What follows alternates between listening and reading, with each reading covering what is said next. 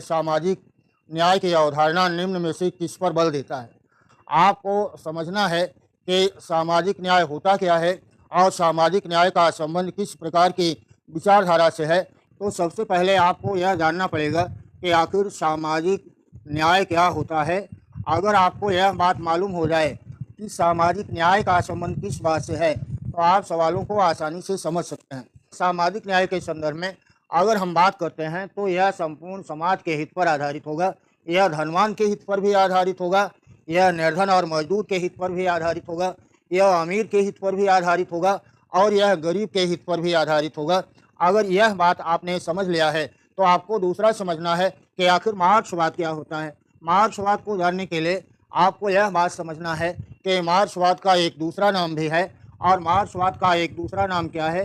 आपके एग्ज़ाम में यह सवाल पूछा गया था और पिछले एलटी के एग्ज़ाम में यह सवाल आपको पूछा गया कि आखिर मार्क्सवाद का नाम क्या है, मार्क्सवाद को क्या कहते हैं। मार्क्सवाद तो इसको इसलिए कहते हैं क्योंकि कार्ल मार्क्स ने इसका प्रारंभ किया, लेकिन अब इसका मूल वैज्ञानिक नाम क्या है? इसका मूल वैज्ञानिक नाम है वैज्ञानिक समाजवाद और वैज्ञानिक समाजवाद के जन्मदाता का नाम है कार्ल मार्क्स।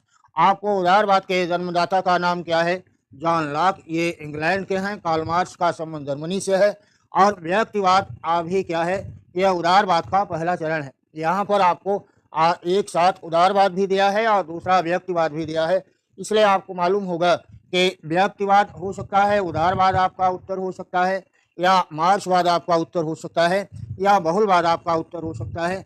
आपको बात मालूम है कि न्याय की अवधारणा पर बहुलवाद का विचार न के बराबर है और बहुलवाद का सिद्धांत संबंधित है एक पॉलिटिकल कंसेप्ट से और उस पॉलिटिकल कंसेप्ट का नाम है संप्रभुता। संप्रभुता के संदर्भ में बहुलवाद की मान्यता है कि संप्रभुता का निवास केवल राज्य में ही नहीं बल्कि राज्य के साथ साथ अन्य संघ एवं समुदाय में भी पाया जाता है। तो इसलिए बहुलवाद को तो आपने यहाँ पर काट दिया क्योंकि इसका संबंध किससे है?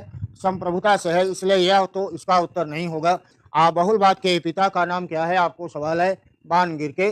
बान-गिरके का संबंध है बहुलवाद से। उदारवाद और व्यक्तिवाद के जन्मदाता हैं जॉन लॉक, इंग्लैंड के रहने वाले हैं। वैज्ञानिक समाजवाद का संबंध है कार्ल मार्क्स से। इसको मार्क्सवाद भी कहा जाता है, वैज्ञानिक समाजवाद भी कहते हैं। इसलिए इसका सही उत्तर क्या होगा? आपने अगर लगा लिया है तो आपका उत्तर एकदम सही होगा। दूसरा एक अन्य सवाल है कि आर्थिक न्याय का भी संबंध किससे है? ना मार्क्सवाद से। और आर्थिक न्याय की बात किया है किसने? एंजल्स के द्वारा।